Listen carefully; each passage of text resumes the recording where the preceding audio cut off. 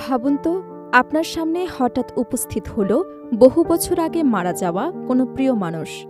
সে আপনার সঙ্গে কথা বলছে, আপনার নাম ধরে ডাকছে।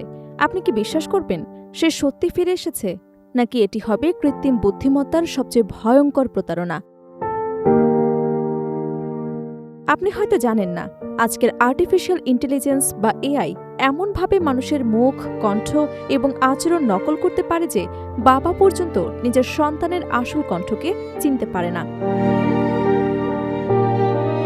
অনেক ক্ষেত্রে আসল আর নকলের পার্থক্য করা কঠিন হয়ে পড়ে, এমনকি সত্য এবং মিথ্যাকে ঘোলাটে করে দেয়।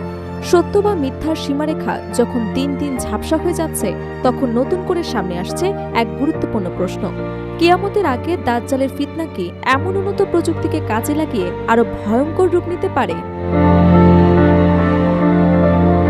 সহিহ হাদিসে দাজ্জালকে এমন এক প্রতারক হিসেবে বর্ণনা করা হয়েছে যার ফিতনায় অসংখ্য মানুষ বিভ্রান্ত হবে।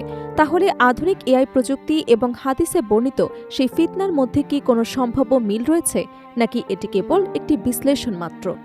আজকের আলোচনায় আমরা বিষয়টি সহিহ হাদিস এবং আধুনিক প্রযুক্তির আলোকে বোঝার চেষ্টা করব। ২০০০ সালের পর জন্ম নেওয়া প্রজন্ম এমন এক সময় বড় হয়েছে যখন কৃত্রিম বুদ্ধিমত্তা শুধু তথ্য বিশ্লেষণই নয়, মানুষের কণ্ঠ, মুখ, এমনকি আচরণও নকল করতে সক্ষম। Deepfake, voice cloning, virtual reality এবং হিউম্যানয়েড রোবটের মতো প্রযুক্তি বাস্তব এবং কল্পনার সীমারেখাকে আগের যে কোনো সময়ের তুলনায় আরও অস্পষ্ট করে তুলেছে।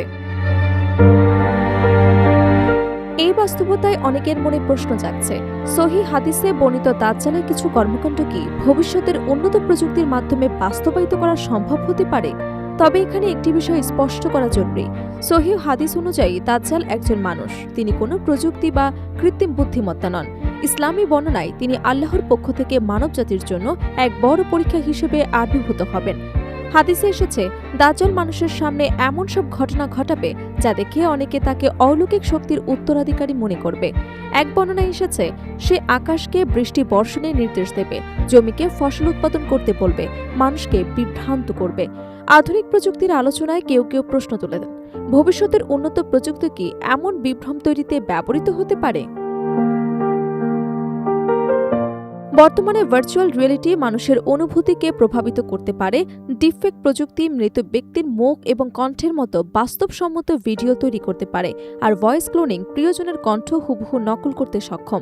ফলে ভবিষ্যতে প্রযুক্তির অপব্যবহার মানুষের বিশ্বাস এবং উপলব্ধিকে আরও বেশি বিভ্রান্ত করতে পারে বলে বিশেষজ্ঞদের অনেকেই মনে করেন। একইভাবে কৃত্রিম বুদ্ধিমত্তা নিয়ন্ত্রিত পরিবহন ব্যবস্থা, 3D হলোগ্রাফিক প্রজেকশন কিংবা উন্নত যোগাযোগ প্রযুক্তি মানুষের সামনে এমন পরিস্থিতির অনুভূতি সৃষ্টি করতে পারে যা বাস্তবতার সঙ্গে পুরোপুরি মিলবে না। যদিও এসব প্রযুক্তি নিয়ে গবেষণা চলছে, তবুও এগুলোকে দাজ্জালের অলৌকিক ক্ষমতা নিশ্চিত ব্যাখ্যা হিসেবে দেখার কোনো ধর্মীয় ভিত্তি নেই। ইসলামী শিক্ষায় সবচেয়ে গুরুত্বপূর্ণ বিষয় হল দাজ্জালের ফিতনার মূল শক্তি হবে মানুষের ঈমানকে দুর্বল করে দেয়া এবং সত্যকে মিথ্যার সঙ্গে মিশিয়ে দেয়া। আধুনিক প্রযুক্তিও যদি প্রতারণা, বিভ্রান্তি বা মিথ্যা প্রচারের জন্য ব্যবহার করা হয়, তাহলে তা মানুষের জন্য বড় পরীক্ষায় পরিণত হতে পারে। এই কারণে রাসূল সাল্লাল্লাহু আলাইহি ওয়াসাল্লাম দাজ্জালের ফিতনা থেকে বাঁচার জন্য সূরা কাহফের প্রথম 10 আয়াত মুখস্থ করা, আল্লাহর কাছে আশ্রয় প্রার্থনা করা এবং ঈমানের উপর দৃঢ় থাকার নির্দেশ দিয়েছেন। ইসলাম প্রযুক্তির বিরোধিতা করে না, বরং প্রযুক্তির সঠিক ব্যবহার এবং সত্য মিথ্যা যাচাই করার শিক্ষা দেয়।